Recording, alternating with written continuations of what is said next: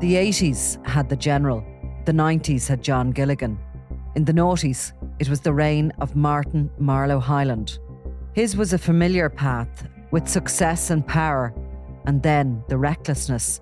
He had to go, because with him, an innocent young man doing an honest day's work died. Crime World presents Caught in the Crossfire, the unsolved murders of coke kingpin Marlowe Hyland and innocent Anthony Campbell. Available now on all podcast platforms. Big cab raids yesterday centred around Donegal and Dublin, but our information is that the target, who is described as an international criminal, someone who has maybe centred his business elsewhere out to Spain and maybe moving, or the belief is that he's moving towards Dubai, is a Donegal native, which is unusual. But that he's somebody who has provided a huge logistic service for a lot of drug gangs. And over a number of years, he's done that. He's developed himself up into the kind of the go-to man to transport both the drugs in and the money out. Yeah, I mean, our old boss, Neil Leslie, would be delighted because it's specifically said he is not Kinahan linked. Oh, yeah. Which he always used to love, like when you didn't have to say, oh, it's all linked to the Kinahans again. And he does, you see, this is the amazing thing about organised crime, I suppose. You think that it's all controlled by these guys, that the household names that everybody knows, George the Penguin Mitchell and Christy Kinahan Sr. And then you find out these guys who are relatively young. I mean, they're in their 30s and they can have these very rapid rises to become very significant players. And this seems to be the case with this Donegal native. There was, the information seems to be that not only is he operating in Ireland, but he's operating in Spain, in Scotland, which is slightly unusual, though the Kinahan cartel did also have a very significant footprint there. And he seems to have followed the well-worn route to Dubai. But the Criminal Assets Bureau, I think it was 23 searches were carried out across Donegal and Dublin. Their focus, and you've written about this before, how CAB have, they said they built up this profile. They targeted this guy as a result of what's called good citizen reports.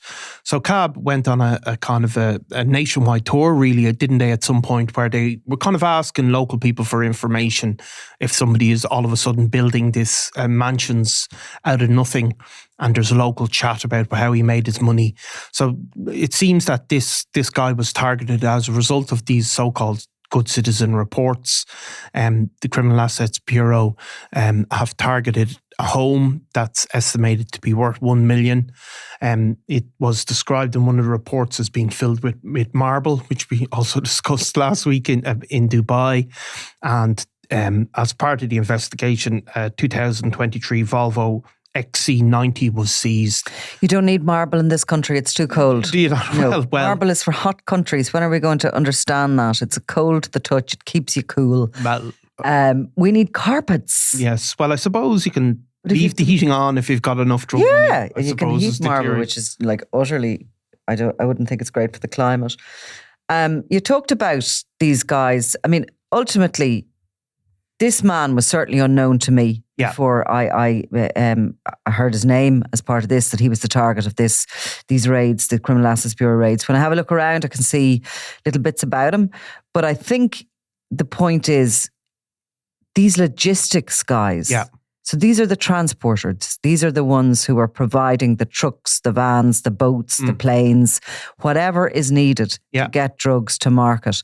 They have been largely and are under the radar because usually what they're doing is they're operating legitimate companies as well. Yeah. And they're hiding their kind of underhand business within the legitimate economy. So sometimes when people will see them living in a community, they look as if they have legitimate wealth. Yeah. Take, for example, Mr. Nobody, Declan Brady, who lived fairly wealthy. He had a family home which he didn't live in. His wife lived in a very nice part of Kildare, from memory. And he had another couple of properties. They took holidays every year to Mallorca. But he was like sort of moonlighting as a legitimate businessman. Yeah. And he had a business, as such, a frontal business anyway. And people, neighbours and friends didn't actually know that he was linked to the Bomber Kavanagh network. But I think there were spends that were out of the normal because they forget about, they kind of lose a grip on reality a little bit. And I think in particular, there was a family wedding that was held that was literally tens of thousands was spent on it. That raised eyebrows. In the case of this individual in Donegal, while there appears to be some legitimate business and some legitimate income, the level of spend is not equating with that for the public. So the Criminal Assets Bureau absolutely have gone out and they've looked for help from the public. They've looked for the public to be their eyes and ears, to kind of raise a flag when they see something that doesn't add up. And of course, everything is anonymously handled. The original point of contact, the original tip-off is never, ever mentioned as part of a court case or anything. They do their own inquiries after it. But they also have trained up officers throughout the country in every county, members of the Garda Síochána, who are their local liaison officers. And what they do is they train them up in profiling. Yeah. So when a tip-off comes in, that local profiler is sent out to kind of do a general look at what it is that is being alleged. And they will come back and they have the ability to also, I suppose, add up the figures and what you can see. Are those 3 new cars in the drive? Does that make sense when you've got like an income from a local corner shop? Probably not. They look at the house, the renovations, they look at the mortgages, they can dip in and out of some of the, what Gardai have access to certain financial information, documents and information. And at that point, they'll go back to headquarters of the Criminal Assets Bureau, which is located in Dublin. And it'll then be decided on whether or not to move on that target and whether or not to extend the investigation. That's clearly happened in this case. But at which point this target is no longer living in the country. This target is no longer living in the country, but it was said that despite that car was sitting there outside that house, you know, it was just sitting there to be used whenever the person returns. As part of the investigation as well, you know, there was a number of other professional people were also part of this investigation. So you can see that as well, that these guys, they tend to have front companies. They need, in order to operate those front companies, they have to have legitimate professionals involved in the, you know, setting them up, you know, providing legal services or whatever. So this is that was also a feature of the raid. The guards gave out a statement saying the search is related to an ongoing investigation into the assets of persons suspected of being involved in drug trafficking on an international level. And the search operation was conducted as part of an ongoing proceeds of crime investigation targeting assets, including real estate, deriving in whole or in part from the proceeds of criminal activity. And I hate to tell you, while you opened with suggesting that our former boss, Neil Leslie, was delighted that there's no links to the Kinahan network. Unfortunately, I believe there is. No, do you? Yes, because this logistics individual, and as is the case in most of those people operating in transport, they work for anybody. They work for anybody. And they have worked for a kind of a network of individuals. I don't believe that this individual was targeted because of the links to the Kinahan network. But I think that it is one of the big outfits that this individual and others are working for. I suppose you see, like with the Thomas Marr investigation, who was also a logistics man in the UK and ultimately serving a lengthy prison sentence. Like, they're kind of independent operators who operate separately from the Kinahan cartel, for example, but they can be hired by them. Where Mr. Nobody was a direct member of that criminal organisation. Look, I think this is probably one of the kind of most high-profile operations by the Criminal Assets Bureau, certainly. So far this year, am I right? I can't think of a big raid of, maybe there was one earlier in the year, but this is a huge one. And there's been a number of premises searched, both in Dublin and in Donegal. There's a gym has been searched as part of that. 2 individuals really, one main individual in Donegal and his business partner, who I believe is from the Dublin area, and both have been facilitating the movement of massive, this isn't small scale No, it's not drug local. transport. This is massive multi-ton stuff. Yeah, it's not the local. It's not the local drugs trade in Ireland. This seems to be an international thing, and these guys are both relatively young. And I suppose you do see it. There is that vacuum. Although that vacuum is there, it is beginning to be filled by some of these guys. So what happens when Dubai gets filled up? I mean, they're headed for Dubai if they're not there already.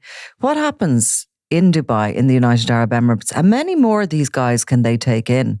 Can they allow, carry on regardless? And can they work from home? I mean, that is the other thing that I always wonder. Like, if you're an international drug dealer, can you work from home? Can all of them, though? I mean, seriously. Can all of them? It just seems that it's like, I was reading something there the other day about all these Australian massive big sort of wanted or under investigation Australian criminals. They're all floating into Dubai as well. There must be hundreds and hundreds of top scale criminals operating openly in Dubai. And, while we get these great PR drives by Dubai police, is it real? Are they genuine about cleaning the place up? A great thing actually, and it came up, it was a guy, because he had an Irish passport, or he was attempting to get an Irish passport, but the number of Indian drug organised criminals living in Dubai is quite stunning as well. They seem to have all ended up there. But can they all work from home? Like, can they actually control their networks from Dubai? I know they can for a while. But yeah, like it's become a huge problem, and it doesn't show any sign of abating, does it?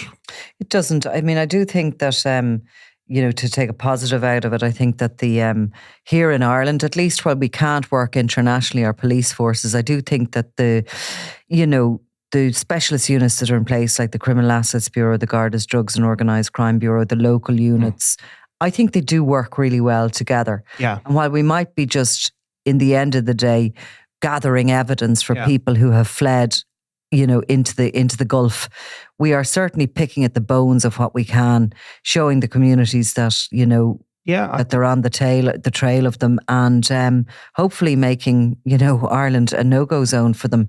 I mean, these guys appear to have been responsible for some of the biggest transportations of cocaine over the past 5 or 6 years, have made millions in the process, and have now just left behind, left the key in the door, and off they go to the 50-degree heat of Dubai. Good luck to them. But there's no doubt that the Gardai and particularly the specialist units targeting organised crime gangs have become much more, for a start, to have that international cooperation, which is so vital. They seem to have really nailed that down, and they seem to be really operating at a very sophisticated level, I think, compared with maybe generations past. So it's just a very unfair playing field for the goodies and the baddies, you know what I mean? Because you're working on the side of the law, you have to wait to get your warrants in place, you have to play everything by the rule.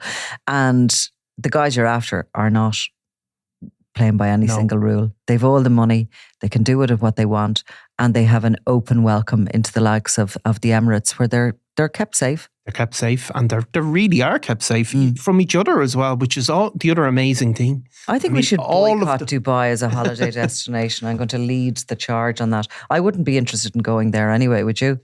No, well, I wouldn't have the money. I don't. It doesn't. Zero interest in going to the Emirates. But I mean, it's amazing. They go over there and they're just not shooting each other as well. I mean, that shows you. Just living in a cesspit of, that money is slushing around, and I'm sure there's money going to certainly corrupt officials, and God knows the police force have to have a few people on the take in it as well, and they're all protected, and the money just keeps flooding in there, and as do the bad guys. Can it just continue? I don't know. Well, the state, but if you look at it, like the international law enforcement, they grind it down. The criminals can take, dramatic actions and can do this, but the state tends to grind you down slowly, doesn't it? And you see that even with the Kinahans, that it's taken nearly a decade to grind them down to where they are, and they're not caught yet, to say the least. But they over a period of time, they're going to get you. The good guys will win. Yes, if they get the cooperation from the supposedly good guys, which is the police and the officials in the Emirates. Yep. Let's see. Let's see, indeed. I'm Nicola Tallant, and you're watching Crime World, a podcast about criminals, drugs, and the underworld in Ireland and across the globe. Make sure you subscribe to our channel and turn on notifications so you can be the first to watch all our latest episodes. You can also listen wherever you get your podcasts.